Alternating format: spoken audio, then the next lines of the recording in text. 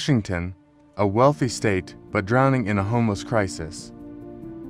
A surprising name on the list, Washington, home to tech giants like Amazon, Microsoft, and global coffee powerhouse Starbucks. As one of the most developed economies in the U.S., Washington should have been a symbol of prosperity. Yet behind the glitz of the so-called Silicon Valley of the North lies a severe homelessness crisis engulfing major cities like Seattle, Spokane, and Tacoma.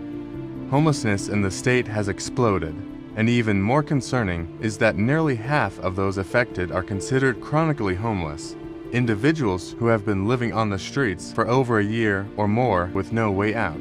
Rent in Seattle has skyrocketed over the past decade, soaring so fast that tens of thousands of residents, even those with jobs, can no longer keep up with the rising cost of living. Today, Washington has become a bitter symbol of extreme economic disparity, where tech skyscrapers tower over makeshift tent encampments on the city's fringes. There is a lack of shelter beds and spaces for the homeless in available support locations, forcing thousands of people to sleep on the streets. A mental health and addiction crisis, particularly fentanyl abuse, is exacerbating the homelessness problem. The minimum wage in Washington is higher than the national average, but it is still not enough to cover housing costs. The wealth gap continues to grow, with high-paid tech workers purchasing million-dollar apartments, while blue-collar workers cannot afford rent. Affordable housing is being wiped out to make room for luxury real estate projects, making it harder for the poor to find housing. The government has spent billions of dollars addressing homelessness, but there has been little significant progress. Many homeless people in Washington suffer from mental health issues, but medical services are insufficient to support them.